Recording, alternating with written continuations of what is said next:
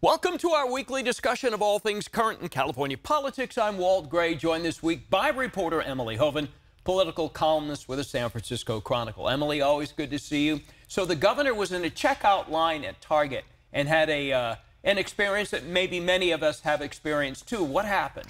Yeah, so he was recently talking about this at a press conference where he saw someone who appeared to be stealing something from the Target, and when he notified one of the employees there and asked, why aren't you doing anything about this?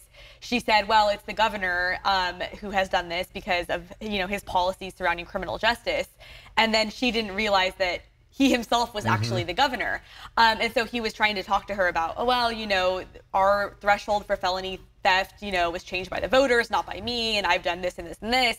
But I think it just goes to some of the issues that he's going to have to address in any sort of future political bid. And I think Democrats in general are having to deal with this perception that, their policies are exacerbating, thefts, and they are not cracking down on it enough. And so it definitely underscored a lot of the political challenges they're facing. Yeah, wow, okay. So with the Chronicle, you're in the process of endorsing not just propositions, but also candidates.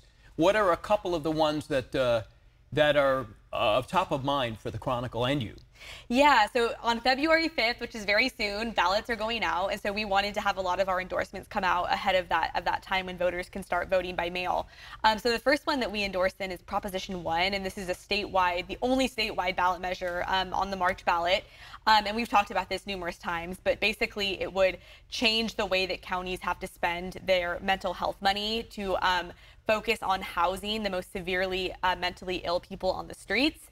And it would also authorize $6.38 billion in bonds to build about 10,000 behavioral health beds and housing units.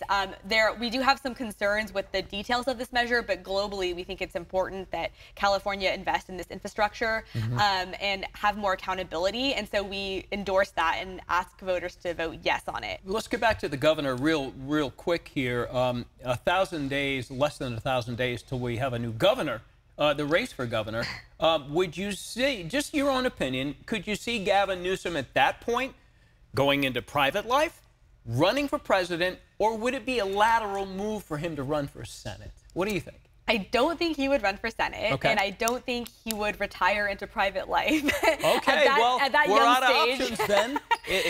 So I definitely think he will be. I definitely think he does have some upward movement. Sure.